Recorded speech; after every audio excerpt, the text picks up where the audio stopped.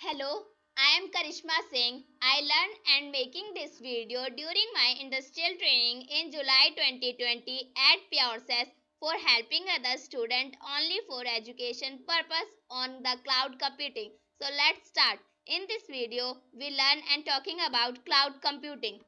My topic is cloud computing. Overview. Cloud computing is a mechanism by which we can access application that is placed or installed at a location other than our own system or computer. It will be an internet connected distant server or data center. It allows us to develop, configure and modify application. The next topic is that history of cloud computing. The concept of cloud computing exists since 1950s with mainframe cloud computers. Cloud computing evolved from static to dynamic clients, from software to services. History of cloud computing is start with from 1950 from mainframe, and in 1960 from PC culture evolved, and in 1990 from client services architecture, and in 2000 hosted environment, and beyond 2010 cloud computing.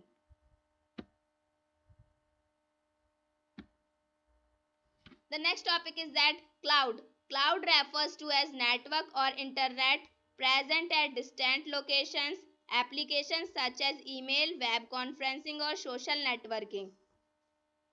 The diagram of cloud is given. Cloud is connected with client PCs and applications.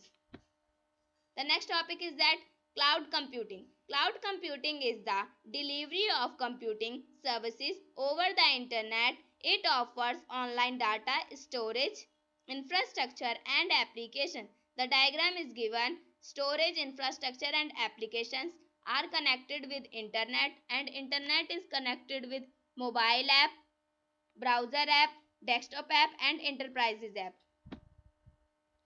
The next topic is that characteristics of cloud computing. The characteristics of cloud computing are: number 1 is on demand service, number 2 is broad network access, number 3 is resources pooling, number 4 is rapid elasticity, number 5 is measured services, number 6 is dynamic provisioning. These are the characteristics of cloud computing. The next topic is advantages of cloud computing. The advantages of cloud computing are availability over internet. Second is installation not required. Third one is platform as a service. Fourth one is on demand self services. Fifth one is cost effective. Sixth is load balancing, and number 7 is platform independency. The next topic is that cloud computing operation. The cloud computing operations are given. Number 1 is email marketing, number 2 is accounting services, number 3 is online marketing place, number 4 is system wide reporting, number 5 is content management, number 6 is human resources management.